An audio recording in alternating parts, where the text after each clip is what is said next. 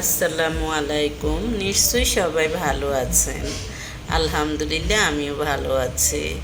আজকে আমি আপনাদের সাথে একটি সুন্দর বিষয় শেয়ার করব, অর্থাৎ যে বিষয়টি সকলেরই জানা প্রয়োজন।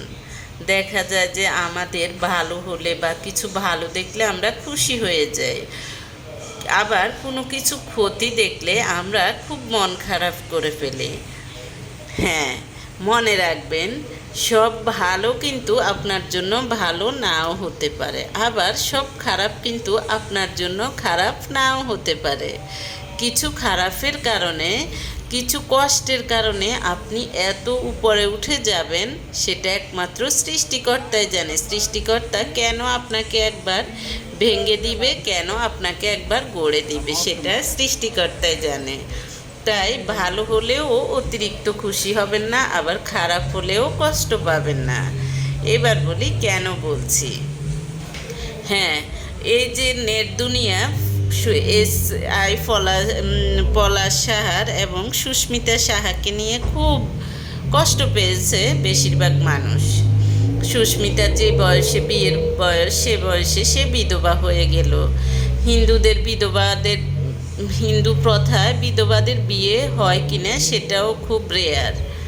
যাক, মেয়েটাকে নিয়ে সবাই খুব কষ্ট পেয়েছে। দোষ কার দোষ বেশি, কার দোষ কম, সেটা সৃষ্টিকর্তাই ভালো জানে, আল্লাহই ভালো জানে, আমরা জানি না। যা হোক, আপাত দৃষ্টিতে মেয়েটাকে দেখে সবাই কষ্ট পেয়েছে। অন্যদিকে মেয়েটার বাবা বুড়ো হয়ে গেছে। মেয়েটার জীবনটা কী হবে, পড়ালেখা কমপ্লিট হয় নাই। হ্যাঁ, মনে রাখবেন, গাছের পাতাও কিন্তু গাছ কিন্তু সব পাতা হারিয়ে পেলে, অর্থাৎ শীতকালে গাছের সব পাতা ঝরে যায়, আবার নতুন করে পাতা গজায়। তাই ধৈর্যহারা হলে চলবে না। ইদানিং সুস্মিতার জন্য সুখবর শোনা যাচ্ছে। সুখবর বলতে সুস্মিতার কথাবার্তা বা বাচনভঙ্গি বা দেখতে শুনতে যা যা আছে, সব কিছু মিলিয়ে সুস্মিতাকে অনেক পরিচালক পছন্দ করেছে। তবে আমার মনে হয় যে সুস্মিতা আর পিছনে পড়ে থাকবে না। সুস্মিতাকে যারা অপমান করেছিল, গরিব বলে, এটা বলে সেটা বলে, সুস্মিতা হয়তোবা এই ভেঙে যাওয়ার পরে সুস্মিতা অনেক উপরে উঠবে, অনেক উপরে যাবে। যেমন আল্লাহ সুস্মিতার হাজব্যান্ডকে নিয়ে গেছে, একুশিলে সুস্মিতা ভাইরাল হয়ে গেল।